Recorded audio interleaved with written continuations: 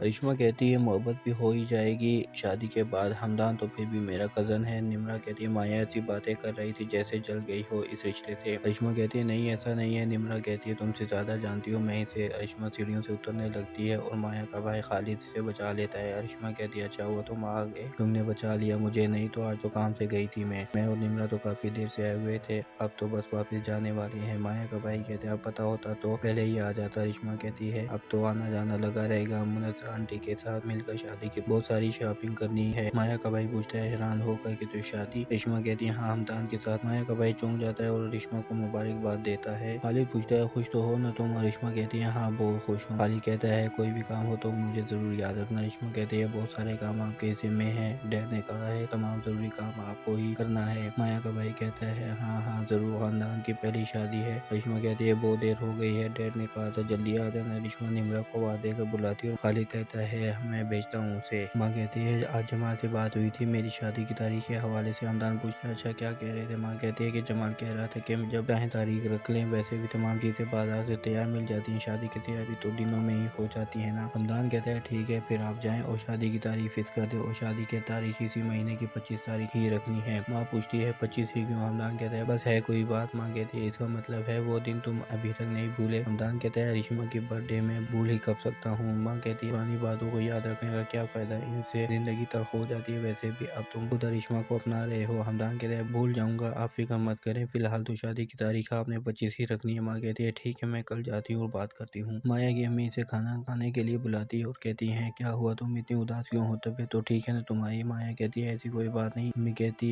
है बेटा जो भी बात है मुझे बताओ। माया कहती है नहीं ऐसी कोई बात नहीं। माँ कहती है अगर तुम कहती हो तो मान लेती हूँ, मैंने खाने लगा दिया है आके खा लो। हमदान के इनकार करने से माया का दिल बहुत दुखी होता है। जमाल बाजी से पूछता है बाजी आपके जहन में शादी के लिए कौन सी तारीख ठीक रहेगी। बाजी कहती है मेरे ख्याल में 25 तारीख ठीक रहेगी। जमाल के पूछने पर बाजी कहती है अगले माह की नहीं इसी माह की 25 तारीख ठीक है, 10 दिन में हो जाएगी तैयारी, वो दिन है वैसे भी। करिश्मा की बर्थडे है तो अच्छा है ना, दोनों खुशियाँ साथ में ही मना लेंगे। जमाल शादी की तारीख कुछ दिन आगे बढ़ाना चाहता है लेकिन बाजी कहती है दरअसल हमदान का इसरार था कि शादी इसी माह के 25 रखी जाए। जमाल पूछता है क्यों। बाजी कहती है दरअसल हमदान को फिर बाहर जाना है ना, तो वो कह रहा था शादी फिर लेट होती चली जाएगी। बिलाखिर जमाल शादी की 25 तारीख के लिए राजी हो जाता है और वो बाजी को हाँ कर देता है। हमदान माँ के आने पर पूछता है क्या कहा जमाल अंकल ने। माँ कहती है हाँ भाई हो गई है बात, वो तो अगले माह का कह रहे थे, बहुत मुश्किल से इन्हें राजी किया है, दिन बहुत कम है हमारे पास और बहुत ज्यादा तैयारी करनी है, तुम भी मेरे साथ हाथ बटाना। हमदान कहते हैं अम्मी आपके काम है आप ही संभालें इन सब। रेशमा कहती है ये क्या बात हुई, थोड़े आगे दिन नहीं रख सकते थे डैड। निम्रा कहती है इससे क्या होगा। रेशमा कहती है मेरी पूरी तैयारी हो जाती, इतने दिनों में तो मेरा शादी का जोड़ा भी तैयार नहीं होगा। निम्रा कहती है किसी अच्छी बुटीक से मिल जाएगा, शहर में बहुत सारे बुटीक हैं। रेशमा कहती है लेकिन मेरी बर्थडे। निम्रा कहती है भाई हमदान भाई बड़े छुपे रुस्तम निकले हैं, वैसे शादी और तुम्हारी बर्थडे एक ही दिन रखवाई उन्होंने। रेशमा कहती है हाँ मेरी बर्थडे वो चाहते हैं कि मैं मिसिज हमदान बनकर मनाऊं। निम्रा कहती है तुम बहुत खुशकिस्मत हो रेशमा, तुम्हारी सारी ख्वाहिशात पूरी होती जा रही हैं। रेशमा और निम्रा अपनी शॉपिंग शुरू कर देती है। हमदान कुछ सोचता है और इसे वो दिन याद आ जाता है जब मामू के इनकार करने के बाद हमदान रेशमा से बात करने घर जाता है। जमाल कहता है क्या हुआ। हमदान कहता है मुझे रेशमा से बात करनी। जमाल कहता है तुम्हारा दिमाग तो खराब नहीं हो गया है हमदान, तुम जाते हो या पुलिस को बुलाऊं। हमदान कहता है मैं रेशमा से बात किए बगैर नहीं जाऊंगा। जमाल कहता है अगर तुमने उसका नाम लिया तो मुंह तोड़ दूंगा तुम्हारा। हमदान कहता है ठीक है जा रहा हूँ मैं, धक्के देकर निकलने की जरूरत नहीं है। रेशमा और निम्रा घर आती हैं और डैड को पूछती हैं शॉपिंग हो गई है। रेशमा कहती है भाई अभी कहाँ डैड, अभी तो शुरू हुई है। जमाल कहते हैं वो बाजी का फोन आया था और इन्होंने जहेज लेने से मना कर दिया है, लेकिन इस तरह बेटी को खाली हाथ भेजना बड़ा अजीब सा लग रहा है। निम्रा कहती है डैड तो आप रेशमा के अकाउंट में कुछ रकम ट्रांसफर कर दे, इस तरह हमदान भाई को बुरा भी नहीं लगेगा और उन्हें कोई एतराज भी नहीं होगा। जमाल कहता है ये ठीक रहेगा। माँ हमदान को कहती है भाई अब तुम्हारी शादी होने वाली है तो दोस्तों को छोड़ दो, तुम्हें तो अपनी होने वाली बीवी के साथ जाना चाहिए बाहर। हमदान कहते हैं आप ठीक कह रही हैं, मुझे तो रेशमा के साथ जाना चाहिए। माँ कहती है अभी नई शादी के बाद कह रही हूँ। हमदान कहती है मैं चलता हूँ, मेरा इंतजार मत कीजिएगा रात को खाने पर। हमदान रेशमा को लेने मामू के घर जाता है। मामू हमदान से आने की वजह पूछता है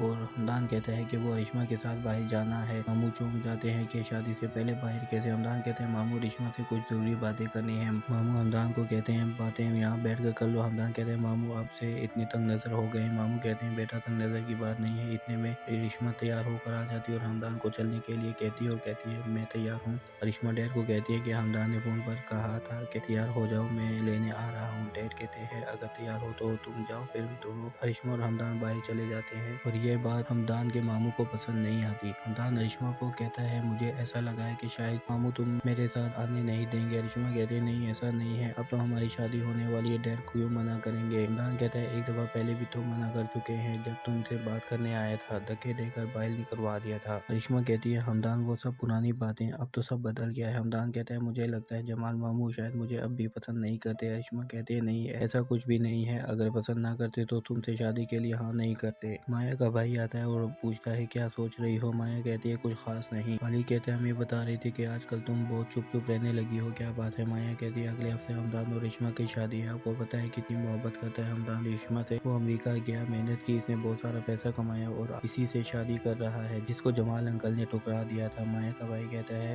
रेशमा बहुत लकी है। माया कहती है लकी से ज्यादा तो वो तेज निकली है जिसने इतने सालों से हमदान को अपनी मोहब्बत के जाल में फंसाए रखा, ना इसने कहीं और शादी की, यहाँ तक के मंगनी भी नहीं की। हमदान बहुत बेवकूफ़ी कर रहा है वहाँ शादी करके, इसे तो वहाँ जाना ही नहीं चाहिए था जहाँ इसकी बेइज्जती हो चुकी थी। हमदान अरिश्मा से पूछता है कितनी पॉकेट मनी लेती हो तुम मामू से। अरिश्मा बड़ी तजस्सुस से पूछती है कि ये क्यों पूछ रहे हो। हमदान कहता है फिर भी बताओ। अरिश्मा कहती है 50,000। ये सुनकर हमदान मुस्कुराता है और अपनी जेब से 50,000 रुपए निकाल कर अरिश्मा को देता है और कहता है कि वेटर को टिप दे देना। वेटर आता है और हमदान रेशमा को कहता है वेटर को टिप दे दो। इसके बाद दोनों उठकर चले जाते हैं। घर पहुंचने पर निम्रा रेशमा से पूछती है कि डिनर कैसा रहा। रेशमा कहती है कुछ खास नहीं। निम्रा पूछती है ऐसा क्यों, मुझे तो लगा कि वो तुम्हारी मोहब्बत में कसीदे सुना रहे होंगे। रेशमा कहती है लगा तो मुझे भी ऐसा ही था, लेकिन मुझे ऐसा महसूस होता है जैसे हमदान अब पहले वाला हमदान नहीं रहा, वो बदल गया है या बदल रहा है, या शायद ये मेरा वहम है। निम्रा कहती है तुम्हारा वहम ही होगा, हमदान भाई ऐसे नहीं है, तुम्हारी मोहब्बत में तो वो तुमसे शादी करने वापस आए हैं और तुम्हारे लिए इतना बड़ा बिजनेस सेट किया। रेशमा कहती है हाँ शायद ऐसा ही होगा। बिलाखिर वो दिन आ ही जाता है, हमदान और रेशमा की शादी का दिन आ जाता है और शादी की तैयारी शुरू हो जाती है। हमदान तैयार होता है और माँ कहती है बहुत खूबसूरत लग रहे हो दूल्हा बनकर, और माँ कहती है तुमने अपना कमरा क्यों नहीं तैयार करवाया। हमदान कहता है बस वैसे ही, भूल मुझे पसंद नहीं है। हमदान कहता है हमें चलना चाहिए, देर हो रही है। जमाल निम्रा को कहता है बस वो लोग आते होंगे, घर से निकल गए हैं। और अरिश्मा कहाँ है। निम्रा बताती है कि वो खालिद भाई के साथ हैं, वो भी आने वाली हैं, दोनों साथ में हैं। हमदान और सारे मेहमान आ जाते हैं। माया हमदान को बहुत हसरत भरी निगाह से देखती है। जमाल आकर बाजी को बुलाता है साइड पर और कहता है बाजी आपसे कुछ बात करनी है। सब कुछ इतना अचानक और जल्दी में हो गया कि अहम बात हम भूल ही गए। बाजी के पूछने पर जमाल कहता है बाजी वो हक में कितना रखना है ये तो तय ही नहीं हुआ। बाजी कहती है जमाल इतनी सी बात, तो इसमें इतनी परेशानी वाली क्या बात है। हमदान ये देखकर अपनी जगह से उठकर आता है और कहता है कितना हक में चाहिए मामू आपको। ये सुनकर जमाल हैरत में आ जाता है और बाजी की तरफ देखता है। आने वाली किस्त में हम देखेंगे कि जमाल हक में की रकम कितनी तय करता है। वीडियो पसंद आई तो लाइक कर दे, IKTP को सब्सक्राइब कर दें और साथ में लगी बेल आइकन को भी प्रेस कर दे ताकि हमारे आने वाली नई वीडियो का नोटिफिकेशन आपको मिल सके।